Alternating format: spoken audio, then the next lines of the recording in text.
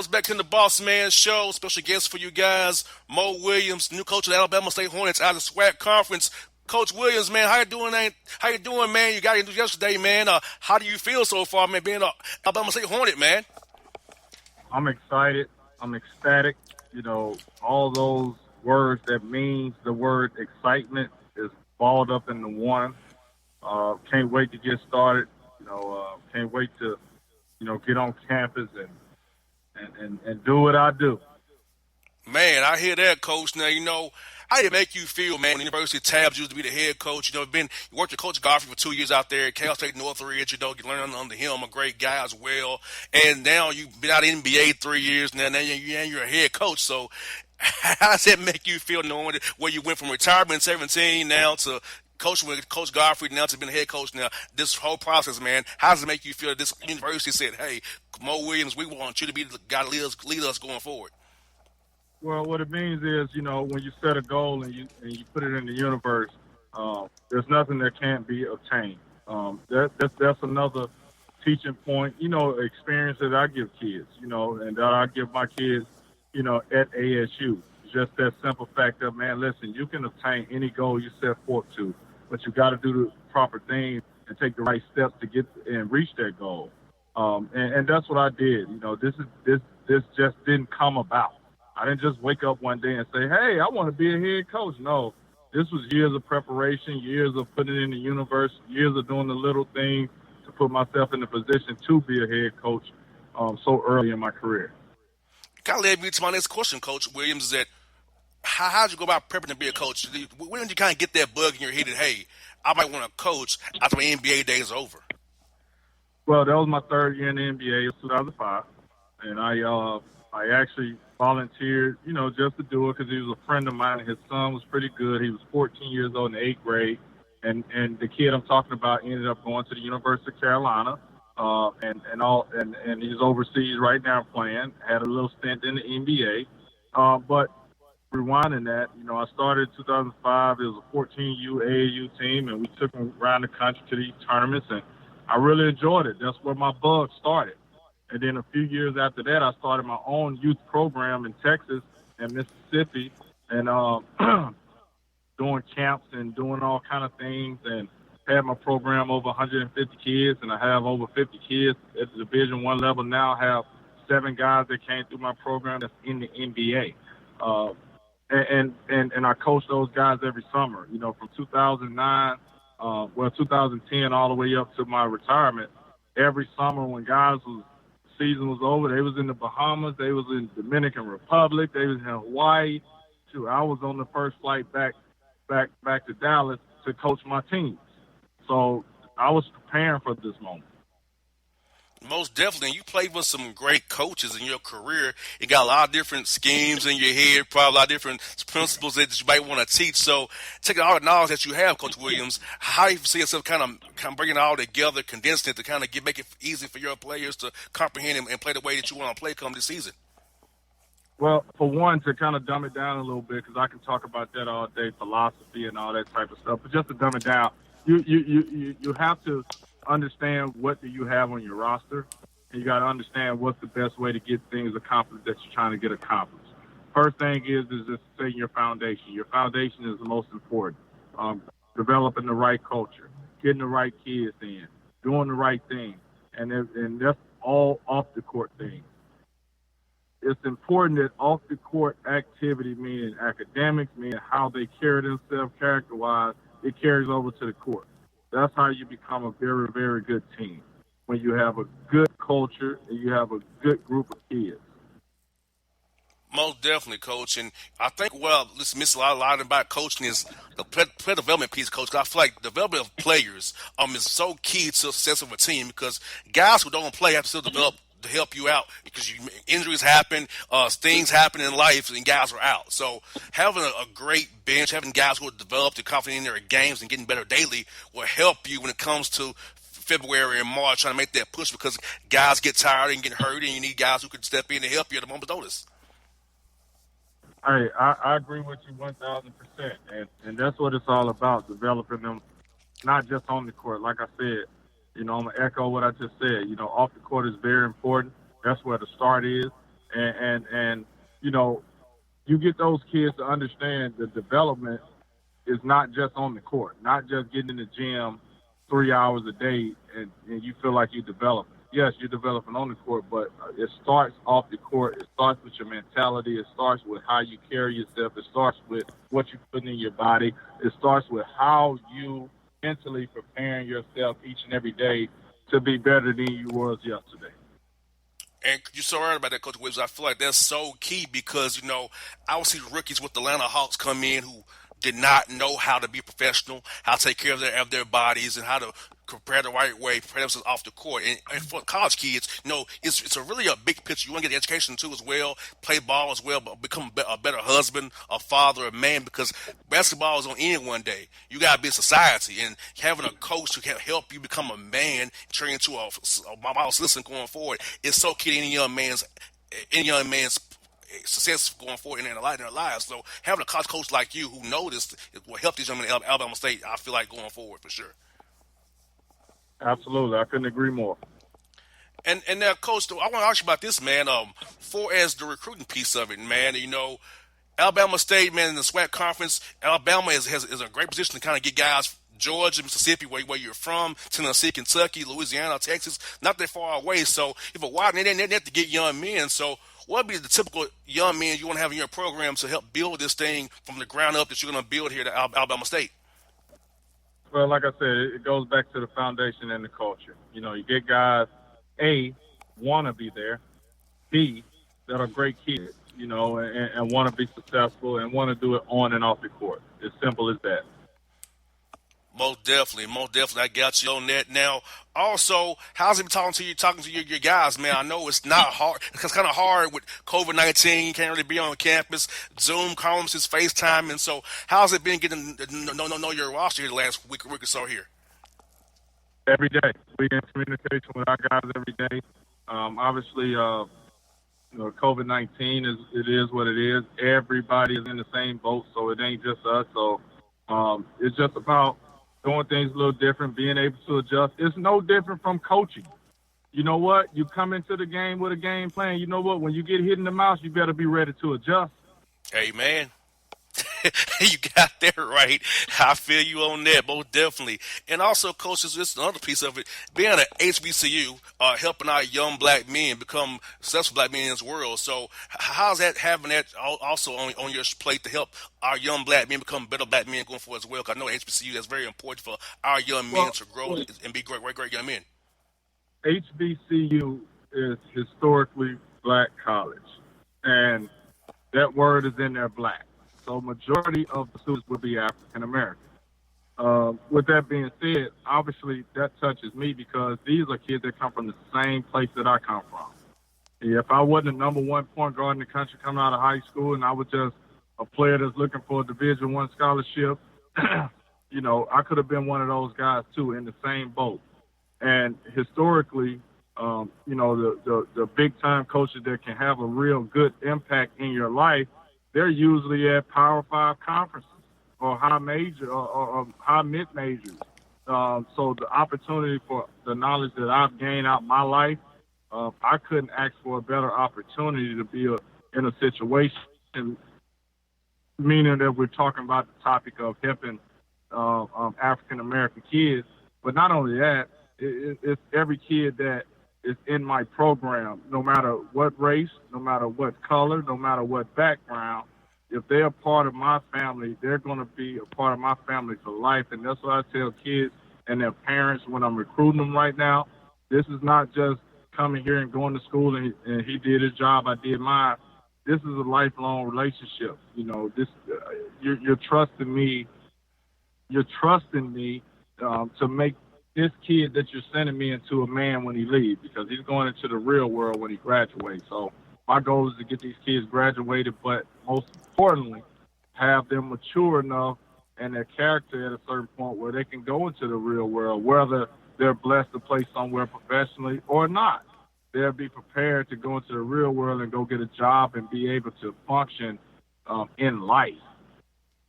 Most definitely. And also, Coach, I want to talk to you about scheduling. That's a big part of coaching.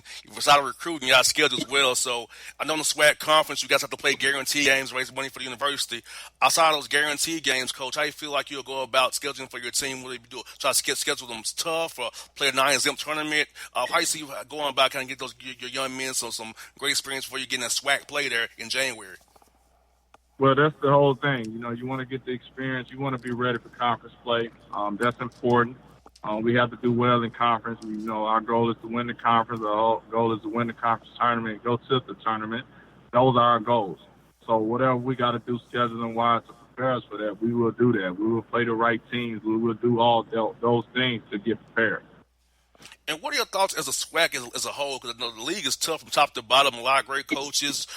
Sean Woods, the name Byron Smith out there. A guy Dylon Howard up there at Alabama A&M, man. A lot of Johnny Jones at Texas Southern. A lot of tough coaches in that league, man. How you think the league from top to bottom from team 1 through 10 there?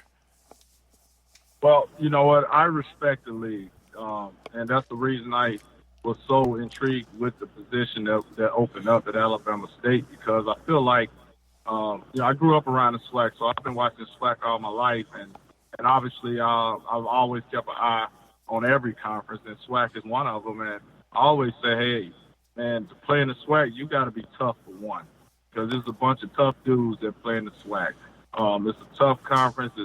It's a really good conference. You got a lot of good teams. You got teams that can pop up and win at any time. All you got to do is the right culture, build the right foundation. You got a chance to win. Most definitely. I got two more for you, Coach.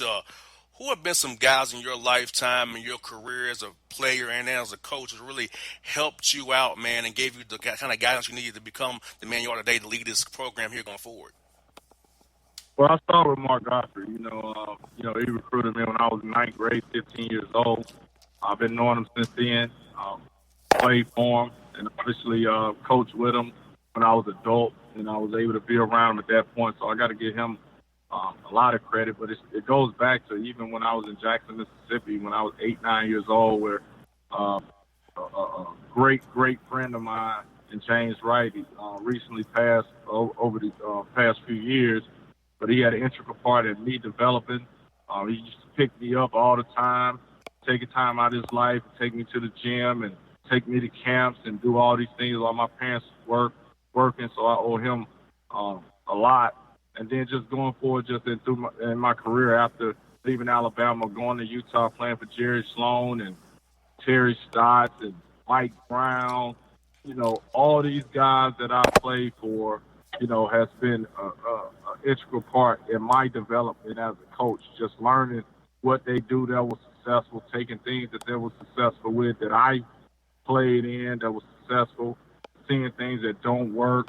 That's the whole maturation process of your development, knowing what works and what you can take with you, knowing what don't work, where you had a trial and error in that situation, knowing, I wouldn't do it that way. So you learn, you live and you learn. And I've had all those experiences in the last 15 years. So for me, I've taken a lot of things and developed my own style and my own brand. And at the end of the day, this is the moment. This is the moment where I can put my brand to work. That's what I got for Coach Williams is. I know you played a lot of times at Phillips Arena against the Hawks. So tell me, what's your fondest memory of playing the Hawks at Phillips Arena, man? Sweeping them 3 years in a row in the playoffs. I watched you do it too. At some point I was like, yes, please finish them off. I don't want to go to Cleveland anymore. Let's go and get them done in 4, please. So yes, I watched you do it, man. I'm like, yes, get about my misery. I can have a summer now. Let's do it. hey, sweeping them 3 years in a row and enjoying them nice restaurants down there in the meantime. Exactly. And you know what's crazy about when you all played us? It feel like it's always a Cavs home game when you all played with LeBron, man. Like, it's not even a Hawks home. This is a Cavs home game. We just here. We just here, Oh, yeah. Oh, yeah. Oh, yeah. Yes, indeed. Coach Williams, thank you so much for your time today, man. Best of luck to you with this job. We'll talk to you again down the road, man. Absolutely, man. Anytime. Appreciate it. Anytime, folks. That's Mo Williams on the Boss Man Show. My heart skips skipping the beat. You're not close enough, so that space between you and me, let's lose it.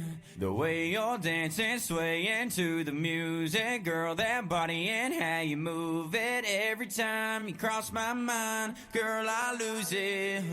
Alexa, play the Country Heat playlist. Okay. I don't think you know what you're doing to me. You got With Amazon Music, a voice is all you need.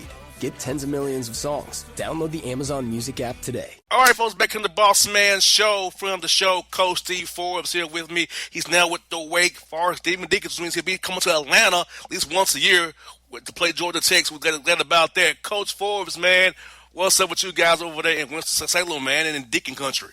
Well, Boss Man, thanks for having me on. I know we tried to connect a couple times, and I messed up, and so I appreciate your patience. And we're hard at it over here. We're hard at it trying to finish out the roster for this coming year, and then obviously start recruiting the 21, 22 classes the best we can. And so it's a different time during this pandemic. And all the events that's going on in the world right now, it's made it for an interesting move, to say the least.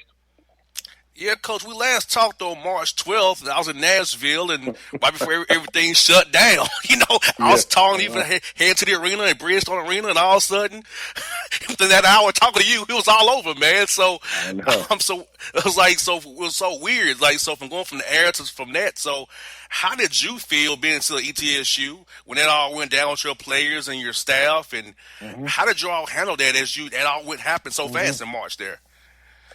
You're right, though. It happened so fast. Everything was changing minute by minute, and nobody really knew what to expect. And you and I had a conversation about, well, maybe, we may or may not play, and then bam, it was over. And, it just happened so fast and so abruptly that, the next day we said goodbye to each other, and, everybody went home, and except for a couple guys. And so it was a hard way to end it. There was no finish to it, and so, we went through the next month and finished recruiting and signed some really good players. And then, the second weekend that Jordan was coming on, I was getting ready to watch that. Phone rang and it was Wake Forest, and then that Thursday I signed a contract to be the head coach. And again, I had to say goodbye to my team at East Tennessee State over the computer, on a Zoom call, and I hated that. That was just awful. I hated that I had to say goodbye that way. So it really is not the ending that you wanted. We didn't get to play in the tournament, and I didn't get to say goodbye to them face to face. Exactly. And, Coach, what I would say about your time at ETSU was you was the winningest coach in Tennessee for those 5 years you was there. And I told you off the air in our own private conversation, I feel like you was going to get a job anyway. If it was no pandemic, someone's going to come get you anyway because of what you've done. I mean, the best record in Tennessee for over the last 5 years, having 26 wins a year. You can't do that anywhere like that and not get a call up sometime. Well, I've had some opportunities, Boss Man, up into the Wake job. I just never felt like it was the right job or the right fit or the right time or, whatever the circumstances were. I knew that I had a really good job, and I've said this before and I'll say it again. Greg Marshall taught me when I was at Wichita not to mess with happy. And, we were really happy in Johnson City. Great place to live, great program, great friends. And it wasn't like, I was looking to make a move, and I didn't expect to get a call from Wake Forest when I did. Like you said, the pandemic, there really wasn't, a lot of jobs open. And so when they did call me, it was a surprise. Oh, yeah, and I can only imagine trying to interview for a job over Zoom. I guess it happened via Zoom, maybe, and then getting faxed the contract via DocuSign, probably. Oh, listen. It's the only time in my life, Boss Man, that I'm going to interview with a suit on and bare feet because I didn't have any shoes on. I had to put my suit on 5 times to Zoom. One time with Chris Paul and Tim Duncan. And then, that Thursday I drove over to Winston-Salem, and met with the president, Dr. Hatch, for an hour, and then went to on campus and put my COVID mask on and signed my contract. So that was the first time I'd ever stepped foot on Wake Forest in my entire life. I'd never been here, and so yeah, it was a fast process. It was a very inclusive process, but it was a little strange, just not having a lot of human interaction face to face. No, definitely. And Joe Forest is a great job, a great community. Which Salem, very great community.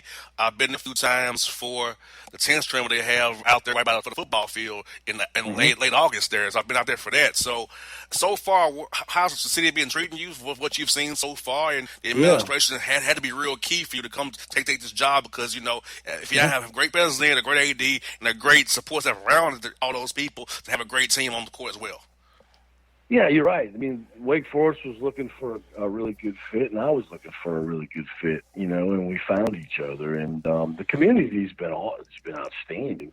The hard part's been not being able to get out in the community much because the state of North Carolina just opened up, I think, to phase 2 like a week and a half ago.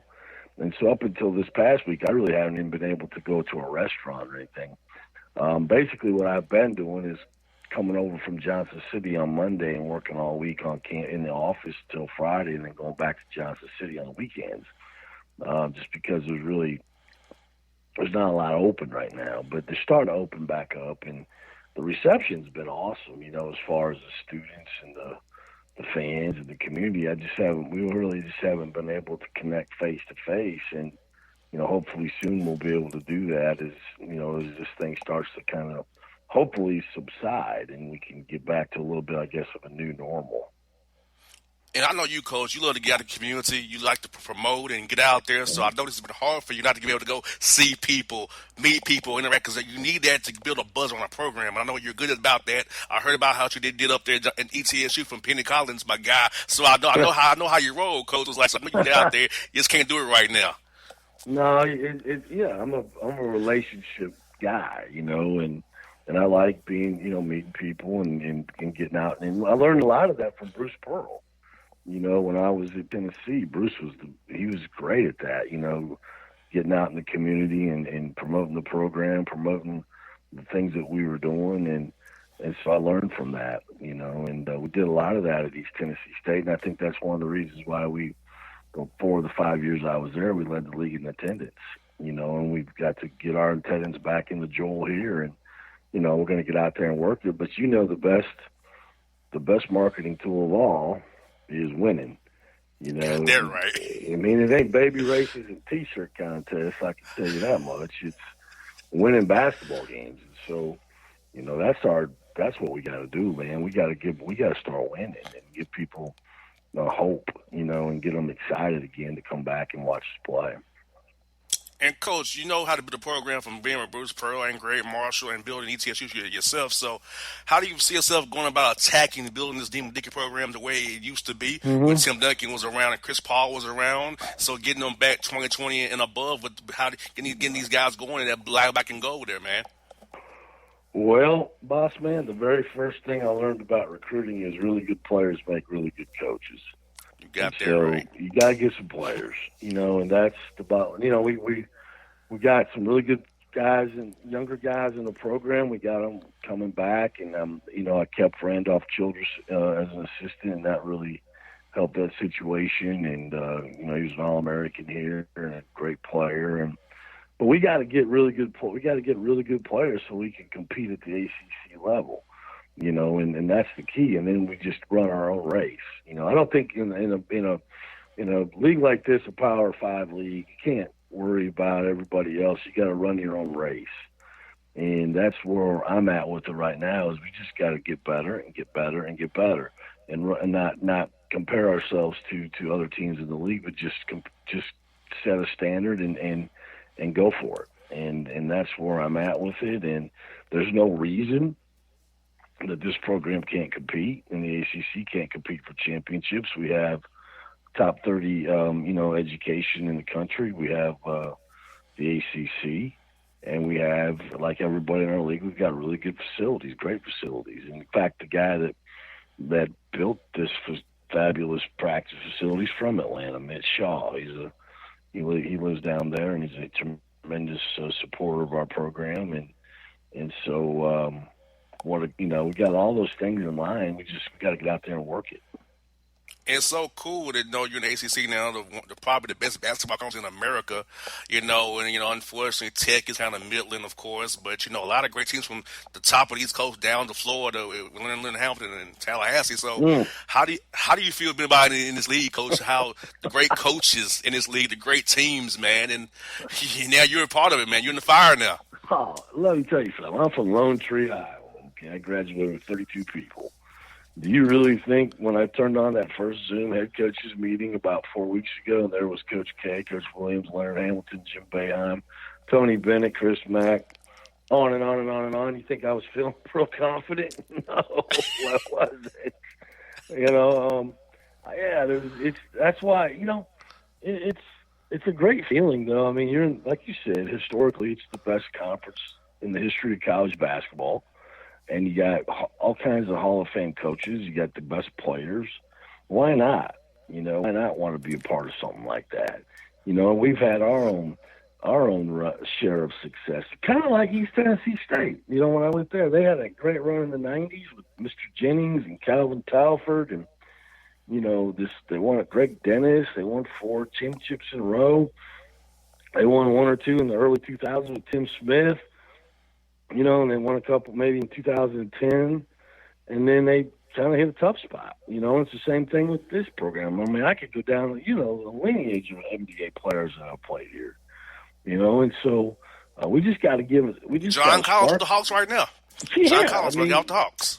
I mean, there's all kinds of, just great Tim Duncan, Chris Paul, Josh Howard, Rodney Rogers, Ish Smith, John Collins. Al Farouk Aminu, on and on, right? I mean, just, Jeff Teague. I mean, they've had great players. We just gotta get back to those kind of guys and have a chance to win. Most definitely. And Coach, was good about your transition is you were able to keep your staff with you as well, which is very rare in this business. Very able to keep most of your staff with you, except for Coach Shea, who stayed back to take over for you at ETSU. So how did it make you feel better to take your staff, BJ Mackey, with you, all your guys with you, who helped you build ETSU there? Well, Bossman, you can't talk about family and not live it. And every time we do something and we break a huddle, it's family on 3. 1, 2, 3. Family. Well, you can't talk about family and then not treat people like family, and I didn't win 130 games by myself at East Tennessee State. I had great assistant coaches and great people around me that had their fingerprints all over the program, and Coach Shea had a lot to do with that, and that's why he was rightfully so named the head coach at East Tennessee State after I left, and I took everybody else with me. I took everybody else. I took BJ Mackey, Brooks Savage as full-time assistants. I took Frank Davis, another Georgia native from Gainesville. I brought him along with me as my Dobo. I brought Mike Starkey as my strength coach, who was with me. I brought my son Christopher, who was going to be my video coordinator there at East Tennessee State after getting his master's, is now going to be mine here. I'm going to hire Joe Hughley, who played for me last year as a player relations coach. I'm going to hire one of my former players, Brian Thomas Kavalauskas, who played for me at Texas A&M, who has been in Europe for the last 12 years, played in a couple Olympics for Lithuania. So I've always been about family. I've always been about loyalty. And I'm not going to change just because I got a high major job. Most definitely. I could ever commend you for that, Coach. And speaking of that, Coach, you kind of mentioned a little bit, how you feel that you have a little bit of a tree now? You have Coach Shea at ETSU and my man Penny at Tennessee State. So who do you think a guy from Iowa would have a coaching tree the way you do now? Hey, I'm from Lone Tree, man. Come on, that's my hometown. We're all about trees in my hometown. So I just thought of that. Oh, definitely. Lone Tree, Iowa. Most definitely. Hey, I got one tree, baby. And I got a little bud over there on the other side. But I'm proud of Penny. He's doing a great job there in Tennessee State. Got a lot better this year. Get even better next year. And Jason's going to have a great chance to have a really good team this first year in the SoCon. And both those guys worked really hard for their opportunities. And I'm really hopeful that BJ and Brooks and Randolph will get their shot someday here. And No, that's why you do it, to help other people. You want to help your players, and you want to help your assistant coaches do better in life. And so, yeah, I'm very proud of that. In fact, one of my other assistants from junior college, David Kiefer, is the head coach at Southeast Louisiana. So I really got three guys that are Oh at yeah, Division One. Dave. Yeah, he a cool guy too. I like him. Yeah. Dave worked for me in Northwest Florida, and so really, there's three guys, and over the last few years that have gotten their shot, and I hope to get more. Most definitely. With Coach Forbes, I'm happy for you. Like I told you off the air, I'm happy for you, man. Look forward to seeing you at Georgia Tech this year. I'll stay neutral as I can because they won't throw me out. They won't throw me out. It's all good. I get it. But Well, I appreciate you having me on. I know you've been loyal to me and through my career, and as I've worked my way up, you've been there, and I appreciate it. And I just hope everybody stays safe. And we're in some tough times right now, but we're gonna get through them, and we just gotta stay vigilant. most definitely, Coach. Thank you for coming on the show, man. I appreciate the relationship. I'm glad that you will still do this at your Wake Forest, because I will say, Coach, some coaches who I've had relationships with, they got bigger jobs. Don't hear from me anymore. I will say that. I get that head coach amnesia, right? Yeah. I don't forget. I ain't never gonna forget. So, yeah, thank you for not being there away, because I know some who have, and it's unfortunate, but I'm glad for those who still stay true and loyal all the way through, and know I have your back as well. Say, wait, you have my back. All right, boss man, you have a good one, and look forward to talking to you soon, okay? Go say, hey, Coach, when you're in town recruiting, let me know. Shoot me a text, and I'll come see you, man. Let me know. All right, I'm going to be down. All right, Coach. Thank you as always, buddy. All right, be good. See you. All right. It's maybe the night that my dreams might let me know. All the stars are closer. All the stars are closer. Tell me what you gonna do to me. Confrontation ain't nothing new to me. You could bring a bullet, bring a sword, bring a morgue, but you can't bring the truth to me. Alexa, play Kendrick Lamar and SZA. Okay. Maybe the night that my dreams might let me know. All the stars are closer. With Amazon Music, a voice is all you need. Get tens of millions of songs. Download the Amazon Music app today. All right, folks, back in the Gerald the Bossman show with Coach Lloyd Pierce, coach of your Atlanta Hawks here. Coach Pierce, first want to get started, man. How's everything with your family and your wife and children in Atlanta, and how have you been since the quarantine happened, man? Thanks for having me on. Things are well with our family. We're safe. We're home. We're getting a lot of family time. That's been the one silver lining in everything. Most definitely. You have a young daughter that's almost 2 years old, so getting to spend time with her has been very much probably a great thing for you right now. Not the way you want it to be, but getting to spend time with her and see her grow and develop, and right there in person, in your face there. Yeah, no, I got no complaints on that front. She's actually out in the pool right now, and it's great to just see her growth on a daily basis and a consistent basis. So I have no complaints with the family time. Now, Coach, I saw you guys in Memphis. I was there at the game in Memphis on March 7th, and then my birthday, March 11th, everything kind of changed. You guys played the Knicks, and, Vince made that shot at the end for you guys, man, and just think about how our world has changed, Coach, since March 11th, and now we're here June 3rd, man. So could you ever dreamed up and imagined a scenario where our world has changed so much in less than 3 months right now, Coach?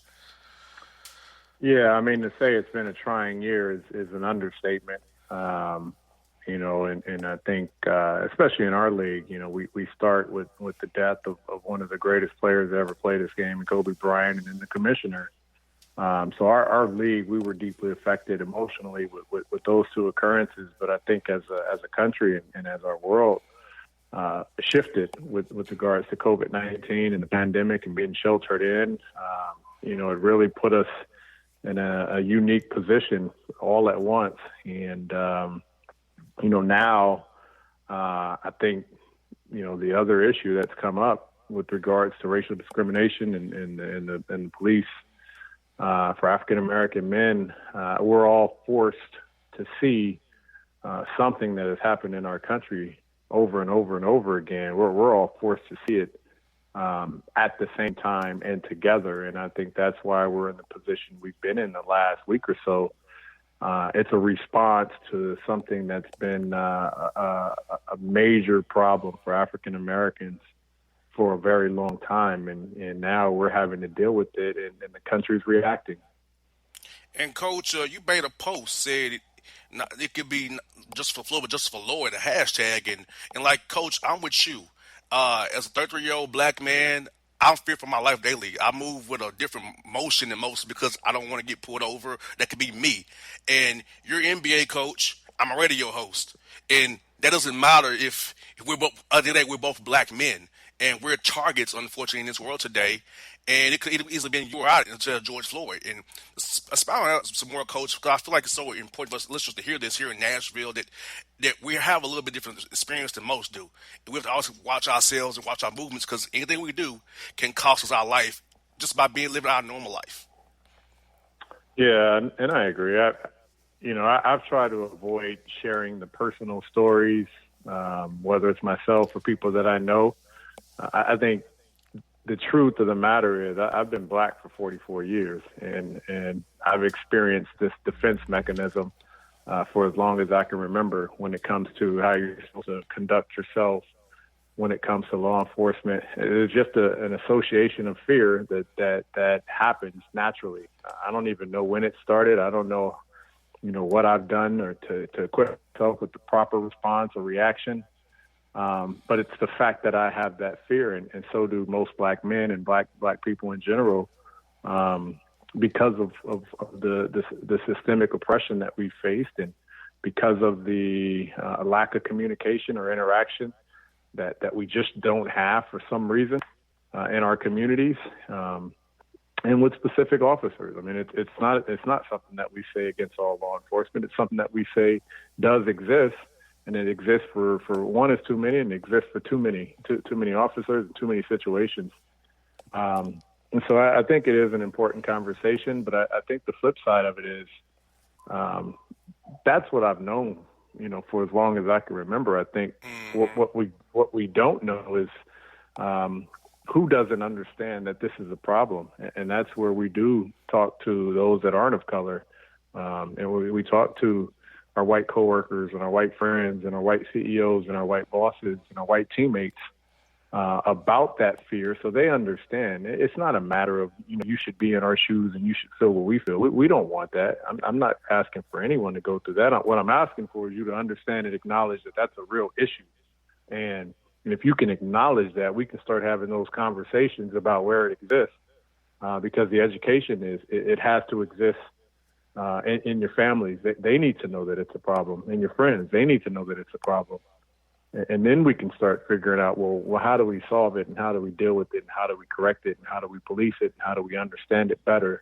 But we first have to acknowledge it. And that's all I've been trying to do is be somewhat of a conduit in helping others join in that conversation, because I'm a head coach. I have a platform. There's a lot of other head coaches. They have a platform, and we're trying to form this committee and this group and be unified in how we deliver that message to our NBA cities and our fan base, to our players, to our owners, and everyone else that'll listen. You got that right, Coach. And me personally, I've had some of my white friends call me as we can say they understand that, or had me to explain to them my perspective on how this operates. And so just be able to talk to my white friends and white coworkers in the radio business and be able to explain to them how I've had to live for 33 years of my life and you 44 years. And I think it's been a great week. There's been some pushback from some of my white friends who have certain biases, but for the most part, Coach, they've been open and receptive to our message of this is how we feel. It's what we felt for years. And I think seeing George Floyd lay there for 9 minutes almost with a knee in his neck finally made him realize, hey, this is a problem, and we can help solve the problem because we are only blacks, only 13% of this nation. We need, like Steve Kerr said, it's a white people problem to a degree to help us make this change to be better going forward in 2020 and beyond. Yeah, no, I completely agree, and I think it's a feeling that we all, and a question that we all have to ask ourselves. If you haven't had the conversation with someone, and you're afraid to have the conversation with someone, and someone's afraid to have it with you, well, you know where the problem is. It's the admittance of it. It's the understanding of it. And until we can have that conversation, it's going to be hard to create any kind of change. And it's not an easy conversation. I'm not saying that, all white people to just come out and start talking about the fact that there is racial discrimination. I think it's just really understanding that it's there and understanding, of others' opinions and feelings and thoughts and beliefs. And, for those that don't acknowledge it yet, we still have a long way to go. And there's so many things that we're all searching for as to how we can find solutions to that. But I still believe we really have to acknowledge that there's an origin of this problem and how it started and why it's become this. But it hasn't gone away. We haven't had a solution to this for as long as I know. And so we really just need to get back to the origin and acknowledge that this has been a problem for a long time. We just happen to all see it live and on camera June or May 25th or whatever that last Monday was. Most definitely, Coach. And I'll admit to you this personally, Coach, here in Nashville, I'm afraid to go to certain parts of town still. And I'm in my 30s, Coach. No lie. A certain part of town here I won't go into because I know what could happen to me. And I shouldn't feel that way in 2020. But, of course, you and I both know the reality of the situation is. So I feel like explaining that to my white friends and coworkers has been revealing to them that, wow, they didn't know that I felt that I can't go to certain parts of town, certain suburbs I shouldn't be in past dark because I'll get pulled over and ask, why am I here? Not the fact that I'm here to help the community, but why are you out here anyway? So I think this week has been very good for a lot of people, but some people will need some more time. But I think what you guys were doing, the NBA Coaches Association with Stan Van Gundy, who I heard you talk about this other day as well, and Jerry Popovich and Steve Kerr, you guys are doing a great thing using their platform to help spark a change in this country that we needed for so long already here, Coach. No, and I appreciate it. I think it's a tremendous job from you as well by being willing to speak about this and have this on your show and continue to educate others. And the more we can have these conversations, the better. Most definitely, Coach. I want to talk to you about the team some, man. I read a report earlier here in the last hour that Al Silver wants to only do 22 teams, which means the Hawks are probably done for the year.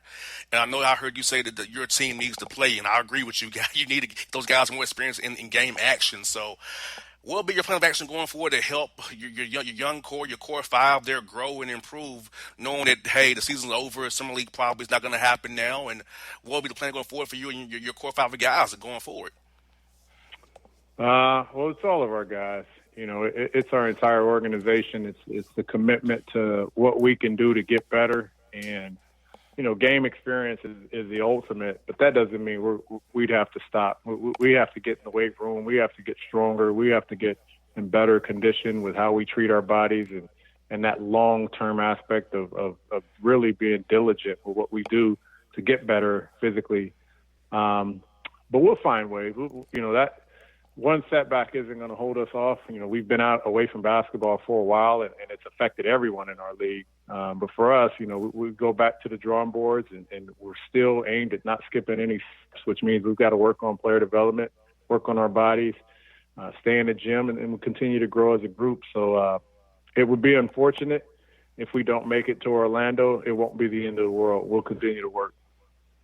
And, Coach, how have you guys kind of approached the whole pandemic with the guys not being away from you guys? The facility just opened up recently here after the governor opened Georgia back up. So how's it been kind of keeping guys mentally healthy as well as physically healthy with the pandemic and things going on in that regard? It's the same as everyone else. Trying to stay in contact as best you can, obviously using Zoom for team meetings and creating dialogue, not just on basketball, really not about a lot of basketball at all. Just creating dialogue, keeping that connection, that chemistry with one another, and finding other ways to stay connected. I think, big part of team is understanding who you're fighting with, who you're working with, and caring for that other person and caring for your teammate. That's if you really, truly want to be a good teammate, it's about the others. And, the Zoom meetings, the pandemic, the time away has allowed us an opportunity to stay connected, stay in communication with each other, and just focus on that aspect of our team building. And, Coach, we're here in Tennessee here. You coach with the Memphis Grizzlies and down there in Memphis. So talk to us about your experience down there with the Grizzlies and how it was being on Coach Lionel Hollins and the gritty and grind and how the grind house was popping back then, Coach, as they say down in Bluff City down there. Yeah, an unbelievable time, the 2 seasons under Coach Hollins. everything that he did for that organization and that city should be commended. We ended up leaving in that last year after making it to the Western Conference Finals. But he was one of the more instrumental guys in my career because of his passion for that city, because of the work that he and his wife Angie did in that city with the Lady Grizz organization and the community efforts that Lionel did. He really bought into the grit and grind aspects of the team, but he really bought into the grit and grind aspects as a head coach in a major city and really trying to uplift and build that city. So I was more impressed, being in Memphis under Lionel's tutelage and the commitment that he showed for that city of Memphis.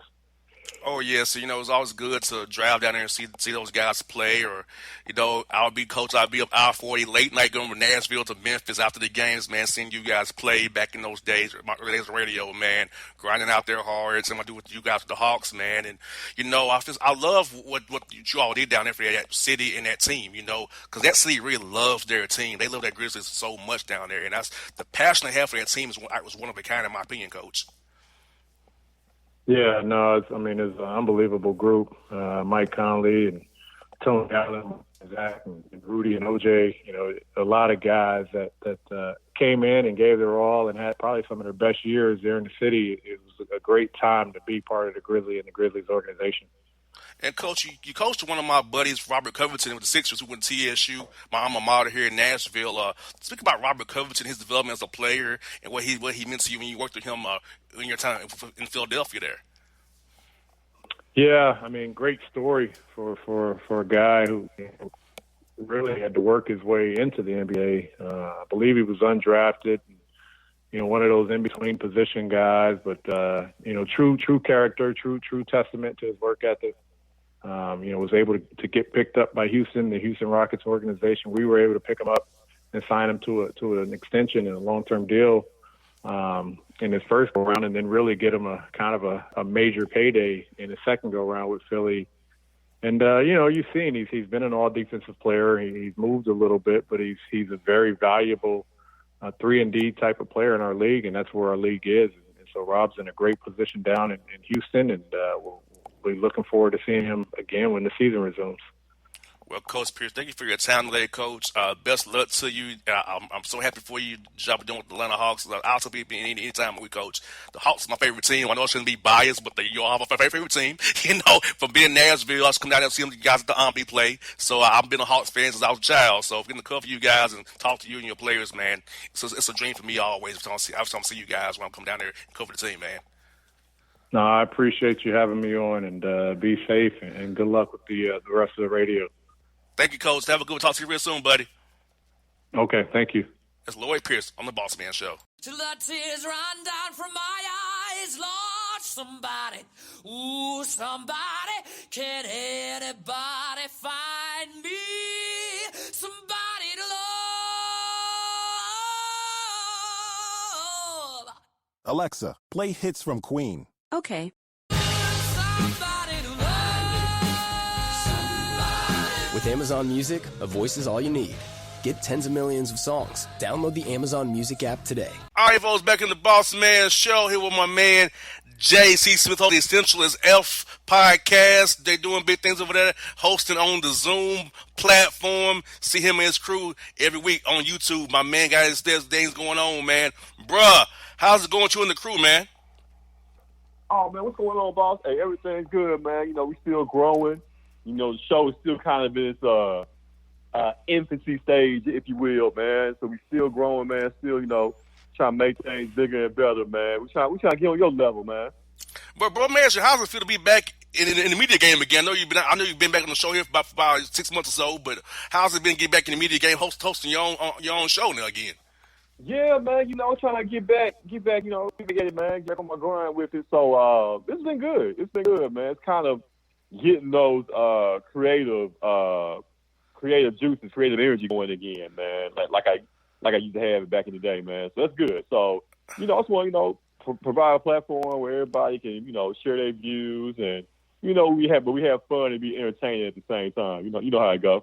No doubt. Well, bro, I know we had missed last week due to the Memorial Day holiday, but let's talk about the Last Dance, man. The last episode of the actual Yeah. Last Dance, bro. Were you shocked to find out it was a food poisoning game and not the flu game as was billed all this time? It seems like throughout the years, looking back at some of Michael Jordan's feats, and he almost took on like a Paul Bunyan, John Henry type of feel, like a fable or something like that, or something you would tell your kids. Michael Jordan played with the flu and all that. So yeah, I was surprised to hear, because I remember hearing throughout the years it was either flu or he got sick, food poisoning. But the story they told was some bull. You know what I'm saying? As far as how it went down, I tend to subscribe to the notion that Mike probably stayed up drinking, smoked cigars all night, and ate that whole pizza by himself, and just naturally, just probably ate too much and was just tired. You know what I'm saying? Just tired, from staying up and drinking all night. That's what I tend to believe now when I look back on probably what happened, man. Because I don't believe he got food poisoning per se. I just think he ate too much and then add on to smoking and drinking all night and staying up all night probably led to him just feeling, just feeling bad to what he probably thought would be food poisoning. It might just be him just, not feeling well and not feeling good after eating all that food. And they also said 5 guys delivered the pizza. Why would 5 guys even deliver one pizza, though? Right. And the guy who was the manager at that Pizza Hut where they ordered the pizza from, he called into a radio show in Utah and told the truth. He was like, no, it wasn't 5 people. It was just me and another guy. And that was it. So it was 2 guys that delivered the pizza, and they had no idea the pizza was for Jordan until they got to that floor. So, So, it's your own documentary. So, of course, you're going to spin a story to make yourself, look great. But, I mean, Mike's the GOAT, but Mike a lie. Mike's a liar also, man. But he's a GOAT, man, at the end of the day. But he lied through most of this. And they also said he liked to sit on his food because people wouldn't eat his food. He was real nasty about his food. He would cough and spit all over his food. That just made my stomach turn when I heard him tell that story. It kind of made my stomach kind of turn a little bit when I heard it. Yeah, Mike was an a-hole. I mean, when you sum it all up, man, like he would do anything to win, and that's why we love him. But at the end of the day, man, it would been tough being Michael Jordan's teammate. You want to either punch him, you know what I'm saying? But you had to show that you were tough. You couldn't be no punk around Michael Jordan, man. But it would have been hard to be his teammate because Mike was very demanding, man. Maybe too much so. But that's why he got 6 rings, though. No, definitely. And do you about the story of Jerry Reinsdorf saying that, that he talked to Phil and Michael about coming back for 1 more year? And I know Michael Jordan said, well, I would have came back on 1-year contracts if you offered it to us and if you asked people would have been hard one to kind of convince to do it. But if you give us the opportunity to try number 7 half of a year in 1999, they could have probably did it. What were your thoughts on Mike's take and then Jerry Reinsdorf's kind of nothing burger answer about it when he was asked about it? Yeah, I think, for the longest time, we always felt like Jerry Krause, was the one that ran them all off. And he had a contributing factor into it. But looking back on it, man, if you had to lay blame, or who has the most blame for the Bulls breaking up, I think Phil Jackson. I believe Phil Jackson should share a majority of that blame, man, because, like you said, with Reinsdorf going to him, at the last minute and offering him, another year to come back, I think Phil at that point had enough. I think he had enough of working with Krause and, was just, tired and maybe just ready for a new challenge or maybe needed a break. But I blame Phil Jackson for not giving MJ a heads up. Be like, hey, you know what? Reinsdorf came to him because Mike didn't even know about that, apparently, until the documentary. So, why not go to, the man responsible for giving you all those rings? Why not go to him and be like, listen, man, hey, Reinsdorf came to me for 1 more year, but I don't know, man. I'm not feeling it. that way Mike at least would have an option to say, hey, you know what? Maybe I can go play somewhere else because Phil's not coming back. Because, Mike was always under contention. Look, if Phil Jackson's not my coach, I'm not coming back to play for the Bulls. But if Mike would have known that Phil, declined the offer, then maybe that would change things. Michael Jordan, maybe he plays the following year somewhere. But I think Phil Jackson definitely should share most of that blame for the Bulls breakup there. And do you feel like that Michael Jordan's idea of the 1-year contract thing would have worked, come off that lockout, or no? As far as them winning the championship? Yeah, if they sell them all back to a 1-year deal, bring them all back on 1-year deals and try to go for number 7 after that lockout. Yeah, I think they make the finals that year. It was only a 50-game season. Mm-hmm. I believe they do make the finals. Do they beat the Spurs?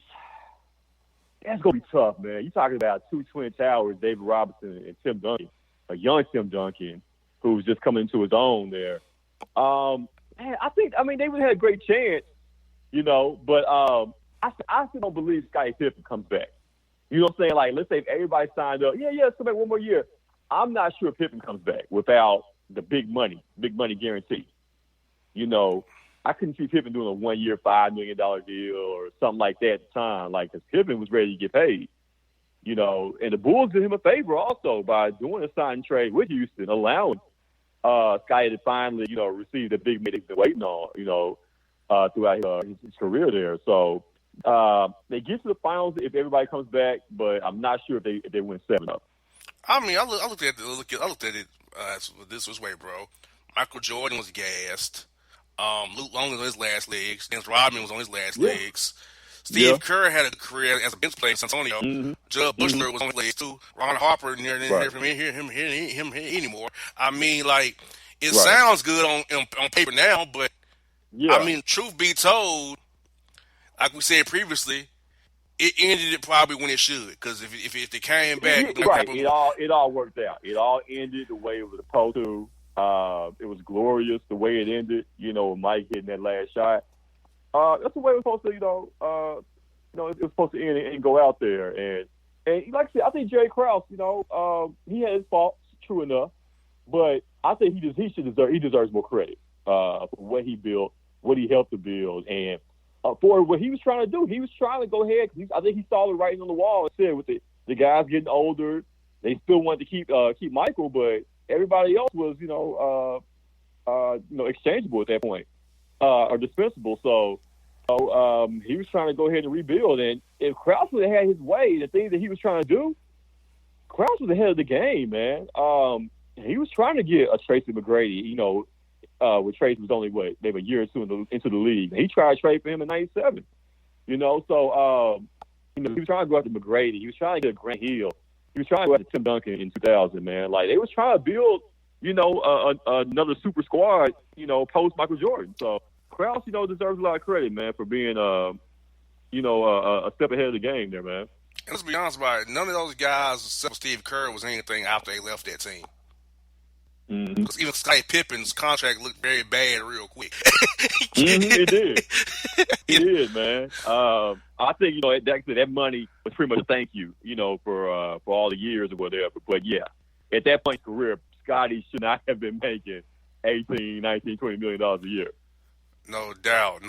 And also, now, how do you feel that Michael Jordan did portraying his narrative? Because I feel like we've heard stories from Horace Grant and Scottie Pippen how disappointed how Mike portrayed them in the documentary, and some of them pretty much see where he was lying about some stuff, he was stretching the truth about some stuff. So, what are your thoughts on how Michael portrayed himself with Jason Hare, and how Horace Grant and Scottie Pippen are clapping back at how that was portrayed in the documentary? Well, I'll put it like this, man. Bossman, if you do a documentary about your life and your career, of course you're going to spin it, to make yourself look great, right? Most definitely. To make yourself look good, make yourself look better than anybody else, that may be in the documentary. That's all Michael Jordan did. Basically, that's why he had creative control over it. There wasn't going to be anything put out there that that he didn't get final approval on. So I think Mike, actually, he looks great, but he looks bad also all in the same light. I'm glad that he did put some of that stuff out there that made us kind of go question, hey, what the hell is this? We never heard this before, you know what I'm saying? Or something that's going to he put things out there that's going to put him in a bad light. And then also some things that he was going to spin. And that's just the way it goes anytime you have creative control over your own documentary. If Horace Grant and Scottie Pippen feel a certain type of way or feel things should have been talked about differently or they should have been viewed differently in documentary, you know what, boss? They need to do their own documentary. Horace Grant needs to do his own documentary about his time with the Bulls. You know what I'm saying? Like, if you feel like Michael was lying, okay, well, let's hear your side. Let's hear your documentary. Scott, you feel like Mike did you wrong or, made you look bad? Okay, let's hear your side. Let's see your documentary. That's really all you do in that situation is to create a story as opposed to letting somebody else tell the story for you.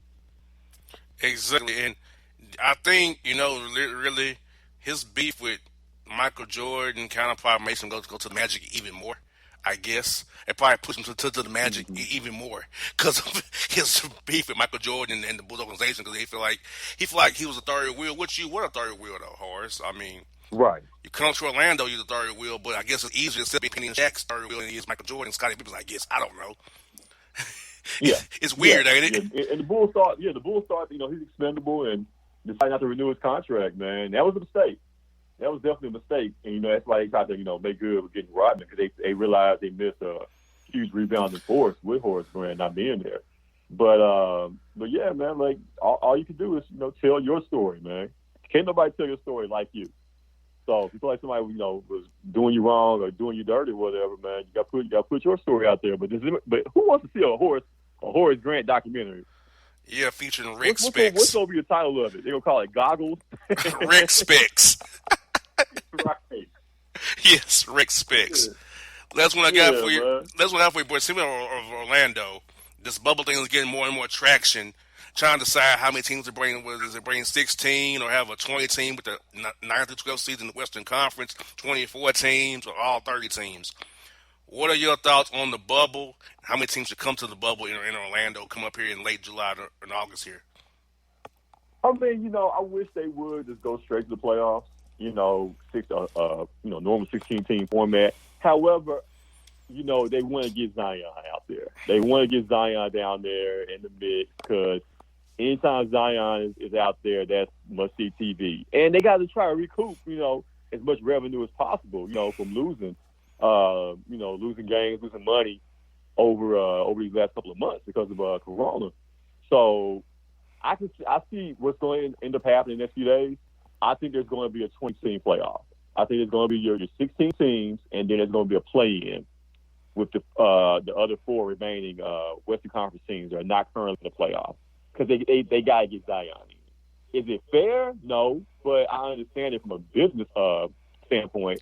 You got to try to recoup your losses, and Zion is the perfect player to do that for you, man. You got LeBron, you got all your other stars, but Zion, man, he's must-see TV when he's out there, when he's healthy and doing things, man. So I think at the end of the day, man, it's going to be a 20-team playoff that we're going to hear them announce next few days here, and then there's going to be a play-in for Sacramento, Portland, San Antonio, and New Orleans to get into the playoffs. Well, I've kind of been unofficially told the Hawks are done for the year, which I'm actually okay with. It's kind of like the whole, we're not telling you, but we're telling you we're done for the year kind of thing. Right. So I know it won't be all 30. It's somewhere between 24 and 16, exactly. And probably up to 20, as you see it. The 4 Western Conference team, 9 through 12 there. But thankfully for the Hawks, they are not going to lose any draft picks. The draft out or anything, because they're all flat now. So I'm happy about that. So good that we're over. No more tanking for this year, thankfully. I don't want to go to Orlando anyway. Risk the virus either. So I'm kind of good with all the way around. Exactly. Well, bro. Yeah, man. And at least Orlando gets home court advantage now. How about that? Exactly. Exactly. the Magic got home court now. Yes, throughout the playoffs, right? Yes, indeed. Bro, hey, great job on Sports Report, man. We'll talk to you next week, brothers. Be safe out there, man. Have a great show this week, man, on the Essential at Health podcast, my brother. All right, my guy. Appreciate you, boss. Anytime, brother. JT Smith on the Bossman, people. Yes, sir. Did you hear the news? Metro PCS is now Metro by T-Mobile. Now you get new plans with unlimited high-speed data all month long, all on the T-Mobile network. Check out the new Metro by T-Mobile today and discover the smarter way to get unlimited. Metro by T-Mobile. That's genius. During congestion, the fraction of customers using greater than 35 gigs per month may notice reduced speeds, and Metro customers may notice reduced speeds versus some T-Mobile customers. Video streams at 480p. Coverage not available in some areas. See store for details and terms and conditions. All right, folks, back in the Bossman show. Time for the Boss Report. This week's Boss Report, our man, J.C. Smith here. Bones still out with a personal issue. We're going to discuss George Floyd, the killing of him, Ahmaud Arbery, Brown Taylor, and other black people who got killed protesting even, and about experiences of black males in America and how now it's come to the forefront of how what we've been saying all this time is now coming to people's light for the first time, and they're right there at the front doorstep. So, Jay Smith of Memphis. Bro, how you doing, man? Boss, what you do, man? What's going on? Man, not much, bro. I just want to use our platform this week, man, to kind of educate our listener and audience and others around the world, man, about the trials and tribulations of being a black man in America. And let's start off with you, JC, man. I know you're from Houston. You've been in Memphis for a good long while, man. Tell the people about how what your walk is daily, how you move, to kind of make sure that you don't have one of these negative outcomes that happened to George Floyd with the police department in Memphis there.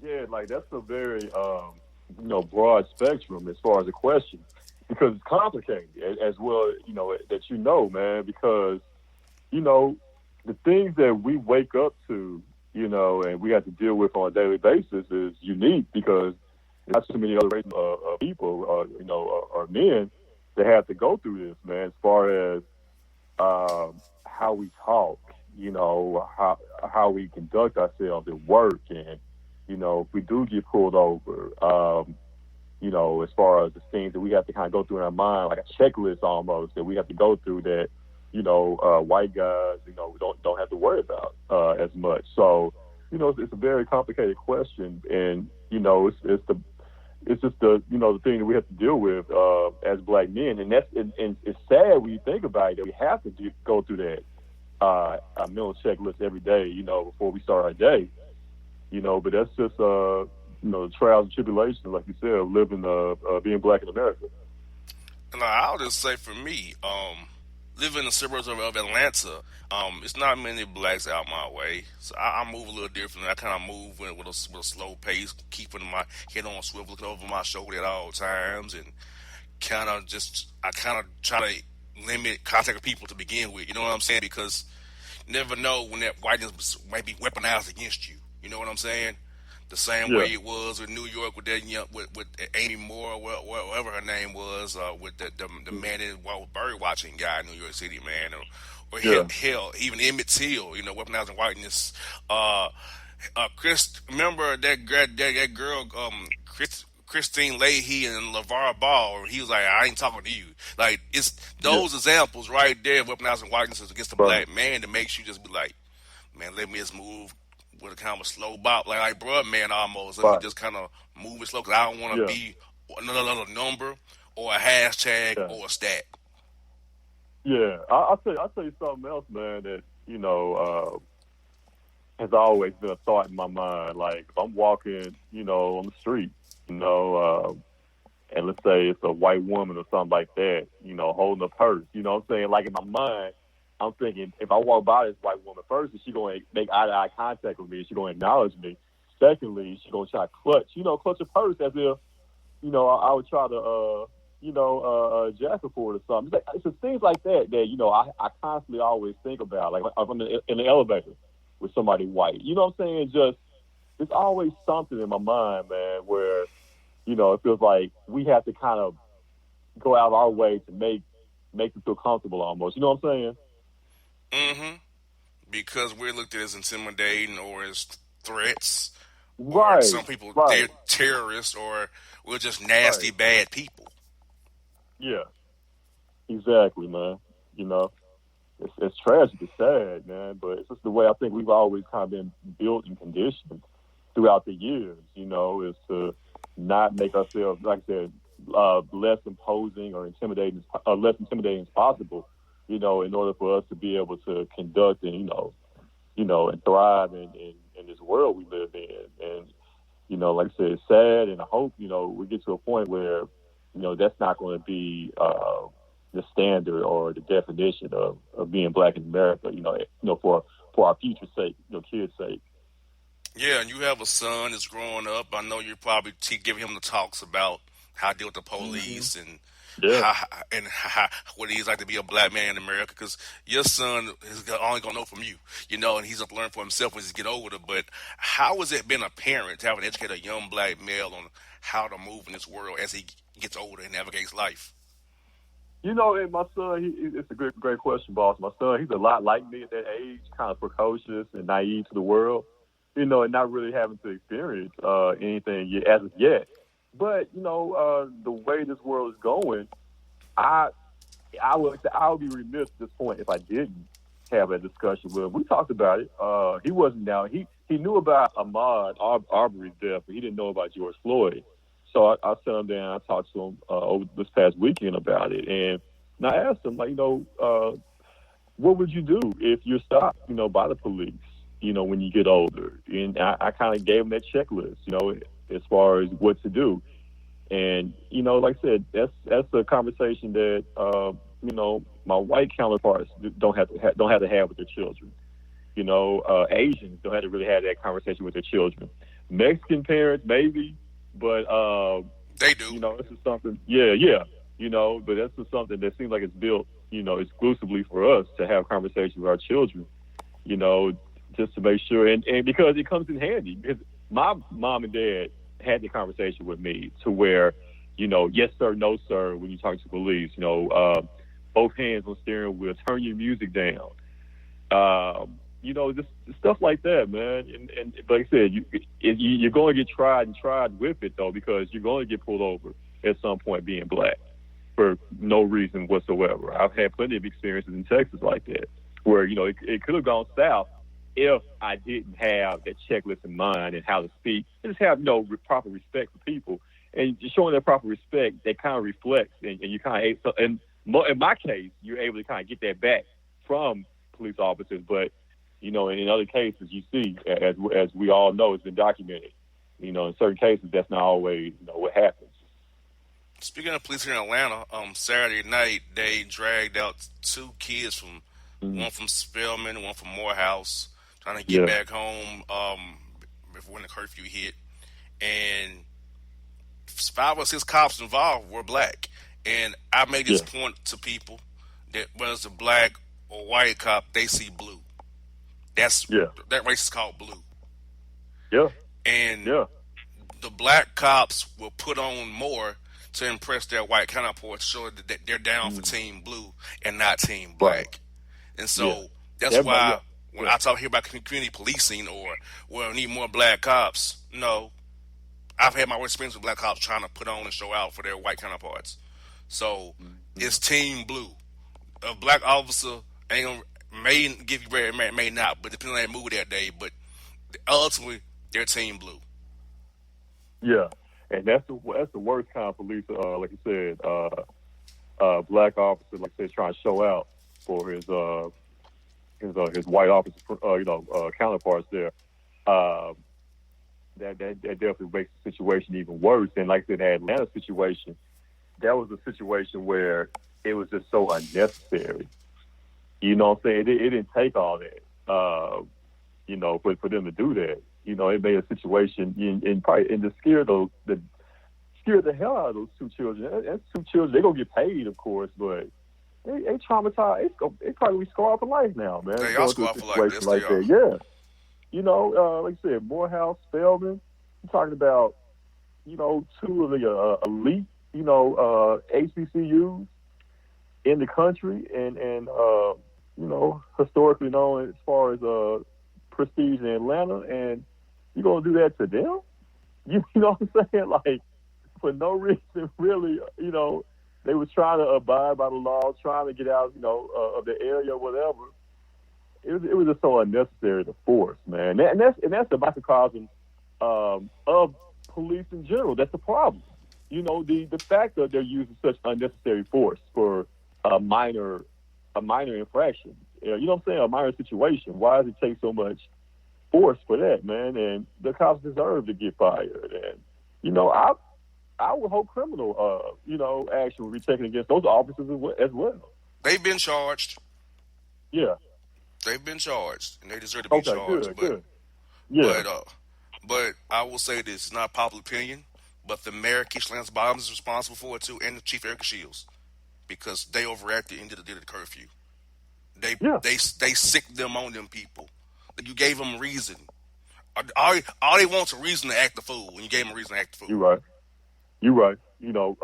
Like you know better than me as far as what Mayor Keisha, the work she's been doing down there. From afar, it seems like she has been doing a pretty decent job as the mayor of Atlanta. But I think in that situation, when she was doing the press conference, and it was a serious situation, and of course you don't want folks to loot and riot and tear up the city. However, like you said, I do believe her actions, by doing that, it did kind of give police the green light to basically, feel like they had, complete autonomy or authority to, crack heads or bust heads, to make sure that, law was restored or whatever in the city. And like I said, it probably did enable those officers to feel like they had the authority to do that to those poor kids, man. And the chief, Erica Shields, said that she believed that the officers maybe went overboard, but it wasn't worthy of charging them for it. That's what their chief said. Wow. Yeah. So, like I said, it's the culture. That's the culture that we've been dealing with forever, man. And like you said, pray to God, and we hope that these charges, as far as the trial for Ahmaud, the trial for Floyd, that these charges will stick, and these officers will do serious officers, and then also the two guys who killed Ahmaud, they'll do serious time, man. That's the only way that we'll be able to kind of get this thing going in the right direction, man. We gotta hold these officers accountable, and then once they see that, hey, you cannot get away with killing unarmed black men anymore, or women, and once they see that you will do serious time, then I think, like I said, we can finally maybe see some change there. And I want to make one point about Atlanta for Drew Brees. Killer Mike need to keep his mouth shut. He the same man that was last election talking about, because Bernie Sanders didn't win the nomination, don't vote. And then he changed his vote for Jill Stein. So he tell people not to go vote. So part of the reason we have this problem in the White House is your fault too. T.I. talking about Atlanta's Wakanda. Let's be honest about this, T.I. Most of your businesses on the West End, they've been very gentrified areas of Atlanta, okay? You live in Henry County, suburbs where I do. You didn't see that much. You're out here where I'm at in the suburbs, okay? Let's stop that too. And Shekinah crying about the Gucci store, bruh. Y'all looting the Gucci store! What? Yeah. Like, bro, I want us as black people, quit following celebrities. Like, seriously. Our black celebrities do not determine our lives. You and I are middle-class people, JC. So a lot of people are in our shoes. If you hold your vote for Joe Biden this year, if you're Diddy, or if you're Charmaine the God, or Killer Mike, guess what? They're going to still be rich in the burbs, right? We out here struggling for our little scraps. So we black people need to quit letting celebrities dictate our lives. They live in their little plush, luxurious, gated communities in the burbs. What are your thoughts, brother? All right, so to start with, as far as Killer Mike, I like, I think what happened with the whole Bernie Sanders thing, that's his friend. You know what I'm saying? Like of course he, rallies around, supports Bernie, but I really think that him and Bernie have a real kinship, a real friendship there. So I think he took it personal, as far as him, saying not to vote after, it was, determined that Bernie wasn't going to win the nomination or anything like that. Killer Mike, I think Killer Mike at some point should run for office, something, because the brother, he has an old soul, and he's able to elaborate on our conditions, and he's able to speak it to people who normally wouldn't be able to listen or hear where we're coming from. Killer Mike is a great delegate in that aspect. You know what I mean? On some issues, not all, but some. Yeah. Like, I mean, if you saw his segment on Undisputed with Shannon and Skip, oh man, Killer Mike, he killed it. You know what I'm saying? No pun intended. Like, he nailed it as far as the state of our country and everything that's going on and what it's going to take for for necessary change to happen. I thought it was brilliant. And also you speak of T.I. and all that as far as celebrities go. We got to understand. Of course their beliefs are not going to fall. Like they're not going to fall in line with us. With middle Black America. People working 9 to 5, because they're millionaires and they're capitalists. At the end of the day, so right. So their views is not. They have a oneness with us, but their interest lies in how can they make money. You know what I'm saying? Right. So looters and rioters are messing up things on where they stay at or the places they shop. That's a problem. So that's why I think Trina also messed up as well. With her statements. Because she doesn't go through the everyday struggles that we go through. So. Yeah, like I say, it's very complicated at the end of the day. But like I say, the T.I., the Killer Mike, the Trinas of the world, they're with us, but they're not with us at the same time. If that makes sense. T.I. lives 2 exits from me, man. Yeah, 2 exits from me, bro. Yeah, he ain't in the city. He owned property, but he ain't in the city. Right. Exactly. Like, let's be real. Right. I'm all about spending the black dollar and us finding a way to economically kind of sustain ourselves. But the problem has been always, okay, it benefits Jay-Z, it benefits T.I., but how does it benefit the everyday person? How does the dollar circulate? That's the problem. Like, okay, we're gonna spend with you, but how does it come back to us? And that's what I think we have to kind of establish. We have to figure out, okay, if we're going to do this, how is it going to benefit everybody? How can that dollar circulate to where if I spend money with you, it's going to come help me and the next person, and the next person, and the next person? That's been a problem. Like, we spend money, like Nipsey had it down. Nipsey was the one that really understood it. But the others, we just kind of find ways to make it benefit ourselves. Nipsey had a way it benefited him and also benefited the hood also at the same time. So that's what we got to kind of figure out. How can we get to where it helps both parties?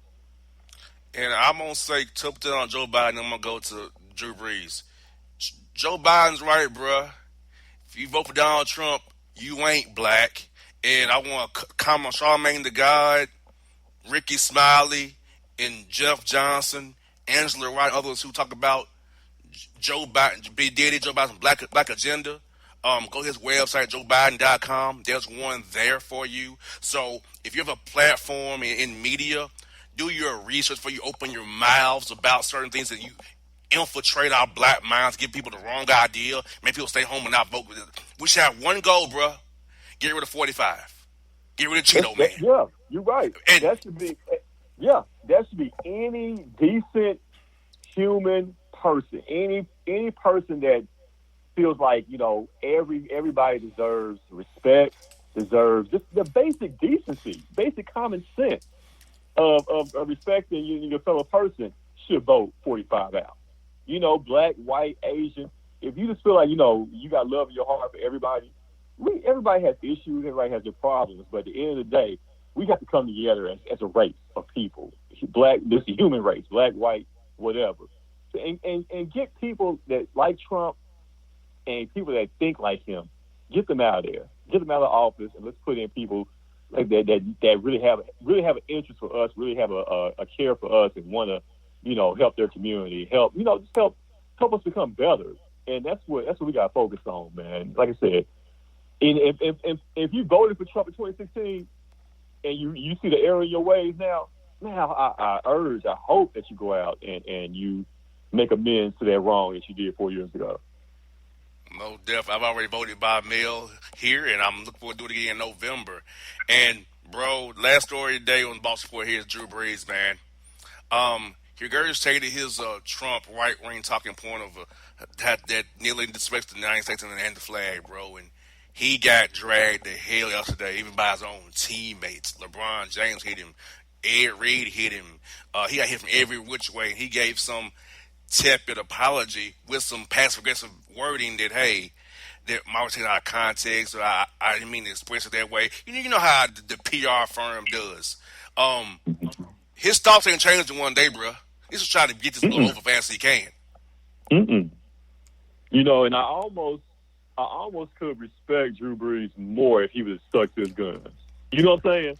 You stick to your gun. That's like we know who you are. Be you. Like, keep that same energy, Playboy. Don't switch up 24 hours later. You know, because we tried to tell you back in 2016 or 2017 what Kaepernick was doing was not about disrespecting the flag. You know, and now 4 years later, you know, or a week after, we witnessed the Minnesota police basically publicly lynch a black man on the streets. You still want to keep that same that same talking point, huh? That same agenda, basically, and think that it's about the flag, about the country. No, it has nothing to do with the flag. We're talking about police brutality. We're talking about racism. We're talking about America. It has nothing to do with your grandfathers and fought in the World War II. Hell, my grandfathers, my family, your Bossman, your family, any black person's family, they can have traces of ties back to the military and serving in the war. So your grandfather is not more special than ours.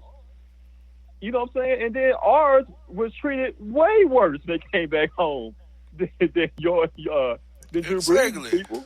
You know what I'm saying? Our forefathers, ancestors, grandfathers served in segregated armies, and when they came back home, they were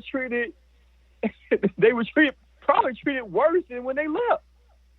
You know what I'm saying? So it's like I said, Drew Brees, he deserves to get dragged by his teammates, by other athletes, because it was just so stupid, so insensitive. And like I said, I'm not saying Drew Brees is a bad guy. You know, we know his charitable work and everything, but when it gets down tax to write-off, brother. Tax write-off. Right, exactly. It's free. Yeah, probably so, you know. But when it gets right down to it, we see you now. Because you have 4 years to change your heart, to change your mind about it. But no, you didn't. You didn't, man. And like I said, we see who you are now. We know who you are. Keep that same energy, man. Like I said, because this is at a point now in our country, there is no gray area. There's no middle area. It sure isn't. You either over here with us or you're over there with them. Us or them. We know that Drew Brees is over there with them in his heart. And if you're a teammate like Malcolm Jenkins was last night, you know, that man was in tears. You're talking about a grown man in tears over what his teammate, a man that he probably respected, you know, before all of this, you know, in tears over what Drew Brees had to say. And also, you know, Michael Thomas and Emmanuel Sanders tweeting out, you know, in regards to Drew Brees and their contention with what he had to say. And these are people that Drew Brees has to play with next year. You know? So, hey, man, like I said, I mean, if you're a Saints fan, you're a Drew Brees fan. I mean, especially if you're an African-American and you're a Brees fan, or you were a Brees fan or Saints fan, you really have to kind of rethink your position now, man. At this point. Yeah. Oh, yeah. And you know what? He showed his first thoughts were his real thoughts. This was a PR spin today. His first thoughts were his real thoughts. And those guys never going to look at him the same ever again. He lost the locker room already. They're done forever. Yeah, because basically what you did, you doubled down after 4 years of everything that has happened and transpired up until the moment he said that last night. You basically doubled down on what you said in 2016 and 2017. That's really all you did, man. Because like I said, we know you ride with Team Trump. You're a Republican, conservative. Cool. Let's keep that same energy, man. And it's gonna be a hit on his legacy when it's all said and done. Because Colin Kaepernick, man, think about how he's looked at now as opposed to 3 years ago when all this first started. Mm-hmm. You know, Colin Kaepernick is now a popular figure. You know what I'm saying? As opposed to reviled and hated. You know, when he was first taking that unpopular stance, you know, in America's opinion. Now look at him, man. He's basically on track to be kind of a Muhammad Ali type status. Mm-hmm. Oh yeah. It took 4 years, but now he's proven to be right, and now Drew Brees is on the wrong side of history now. Who would have thought? Yeah, there it is. 4 years ago. The wrong side of history. That's exactly how it is, man. That's going to be a hit. As great, you know, number one rated passer when it comes to stats, numbers of all time, you know, as far as his numbers and everything goes. But off the field, hey, it's definitely going to be a hit a stain on his legacy, man, when it's all said and done. Most definitely. Well, JC, my brother, thank you for your time this week. Before you go, tell people about your show, man. This Essential is AF podcast. What you got going this week, brother? I know you'll be hitting this topic as well, probably. Oh, yeah, absolutely. We're definitely going to revisit, you know, everything that's been going on this week and give our take, you know, how we feel about everything that's happening in our country. We're going to dive into all of it. Essential AF podcast. You can find us on YouTube. We go live on Facebook each and every Sunday, starting at 6 o'clock on each and every Sunday evening, man. But make sure you like, make sure you share, make sure you go subscribe to our YouTube channel, #Essential AF Podcast. JC, my brother, thank you for this, man. I want you to do this boss support today for good. We can take a week off from the crazy stories just to talk about something real in real life, and I'm glad we do it with you, my brother. And I'll talk to you next week, man. I hope you feel better, man. I hope you stay safe in Memphis, brother. Boss, hey, man, you keep doing what you're doing, bro. I appreciate you, man. You fight the good fight. And, you know, I'm just happy I can go along for the ride, on the ride with you, man. No doubt, folks. This has been the Boss Report Special Edition here with JC and Bossman. We are out.